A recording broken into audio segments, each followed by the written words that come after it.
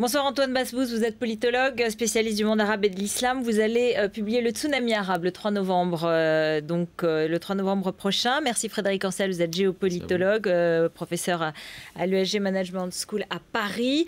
Est-ce que cette libération et cet échange sans précédent aujourd'hui auquel on a assisté entre Israéliens et Palestiniens, c'est un espoir de dialogue, un espoir de paix, un nouvel élan au Proche-Orient, ou bien une défaite politique d'Israël qui renonce à 1000 prisonniers? Mon avis, c'est la conséquence d'un changement de géopolitique dans la région après le printemps arabe. Israël veut chercher un apaisement avec ses voisins, avec les Arabes, avec les Palestiniens, pour peut-être s'occuper davantage du nucléaire iranien. C'est dans cette perspective que je vois cet échange aujourd'hui. Il n'a pas pu être fait il y a 5 ans, ni avec Olmert, ni avec Netanyahou. Il se fait aujourd'hui au détriment un peu d'Israël parce qu'il y a 276 prisonniers qui étaient condamnés à perpétuité, qui ont du sang sur les mains, alors qu'Israël avant disait jamais on ne libérera ce genre de personnes.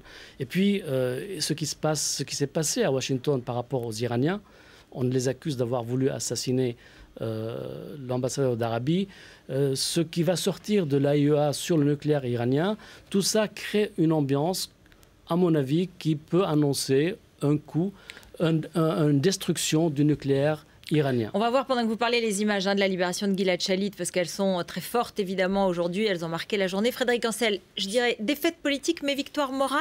Est-ce que c'est comme ça que dans le fond le gouvernement israélien explique à sa population cette libération? Alors d'abord sur la toile de fond iranienne, je rejoins tout à fait Antoine Basbous. Sur le local, je pense que la victoire appartient malheureusement au Hamas. Le Hamas a beau jeu de dire maintenant, regardez, par la violence, en tout cas par la guerre, nous avons réussi à obtenir la libération de 1000 de nos prisonniers, tandis que M. Abbas, lui, fait le beau dans les salons internationaux et notamment à l'ONU, et il revient avec aucun prisonnier. Et ça, c'est quelque chose qui est très problématique parce que s'il y a effectivement des élections en 2012, comme ça a été annoncé à plusieurs reprises, les gens se souviendront, et c'est bien logique, que c'est le Hamas qui a ramené ces 1000 pères, frères, fils, etc. Et pour le gouvernement israélien, je ne suis pas certain que ce soit une défaite. C'est-à-dire qu'en Israël, comme on le sait, depuis la création de l'État en 1948, on ne laisse pas un captif, qu'il soit d'ailleurs civil ou militaire, derrière l'ennemi, et par contre derrière les lignes. Et par conséquent, le gouvernement israélien l'a fait, et ce ratio sans précédent de 1 pour 1000 est un coup au sens ambivalent du terme pour Israël, c'est vrai, mais en même temps, regardez à quel point les Israéliens disent, nous, la valeur de la vie, eh bien, on voit ce que c'est par rapport à nos adversaires. Donc je dirais que c'est quelque chose qui n'est pas considéré comme une défaite par les Israéliens. Antoine Basbous, alors est-ce que c'est ce que dit Frédéric Ancel, c'est ça, on donne un avantage au Hamas par rapport à Mahmoud Abbas concrètement aujourd'hui? C'est le Hamas qui détenait Shalit, c'est pas le Fatah. Et donc de ce fait, il fallait négocier avec le Hamas. Et en même temps, le Hamas aujourd'hui a pu faire cet échange parce que la Syrie n'a plus la même pesanteur sur le Hamas depuis qu'il y a une intifada en Syrie et que le gouvernement syrien est à la peine avec sa rébellion intérieure et que l'axe du croissant chiite iranien est affaibli à l'est de la Méditerranée.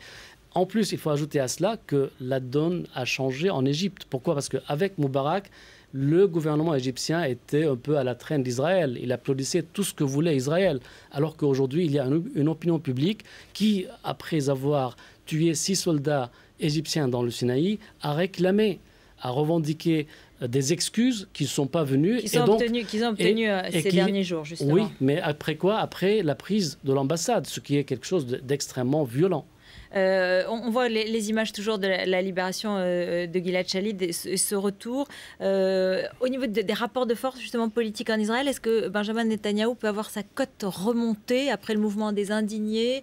C'est aussi ça, c'est une donnée politique intérieure importante. Oui, c'est aussi ça, sachant qu'on a bien vu qu'une écrasante majorité du gouvernement israélien, gouvernement faucon plutôt tout de même, hein, pourtant, a voté pour cet échange de prisonniers. Et il faut noter quelque chose de très intéressant, on n'est pas en campagne électorale en Israël.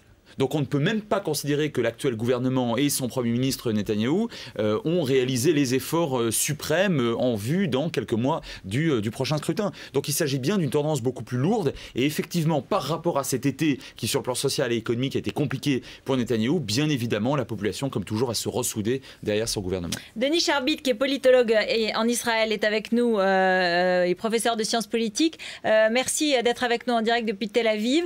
Comment vous sentez la population israélienne ce soir? Grande joie, grande émotion, fête et en même temps un peu d'amertume?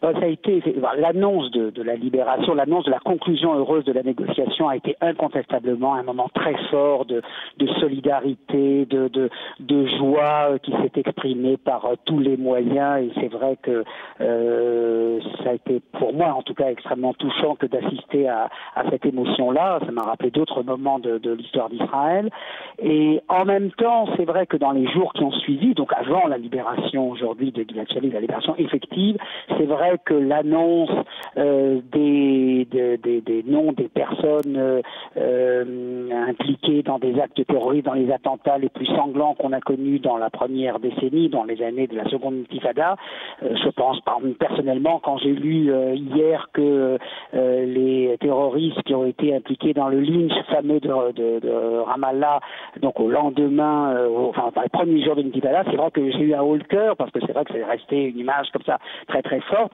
Alors oui, ça a mis, et puis quand on a vu aussi les familles estimer que voilà la seule je dirais chose qui les rattachait un petit peu, c'était de savoir qu'au moins les auteurs de la mort de leurs enfants étaient derrière les barreaux, et c'est vrai que pour eux c'est un moment très difficile, mais pour beaucoup d'entre eux, en tout cas il faut le savoir, tempéré et je dirais peut-être compensé par voilà le sourire de Gilad Shalit qui descend et que l'on voit retrouver la liberté.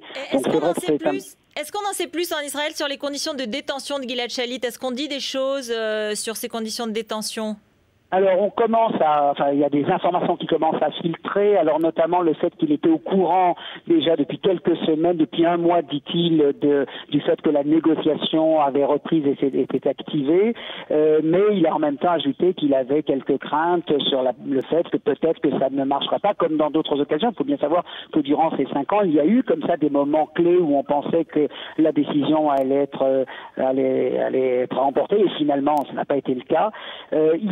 Il a témoigné en disant qu'il a pu avoir de temps en temps la radio, la télévision, donc il n'était pas complètement coupé du monde, même si d'un autre côté, il voyait finalement assez peu de personnes durant sa détention de 5 années. Donc ce sont des informations relativement brèves encore, on n'a pas encore un récit mis en forme sur les conditions.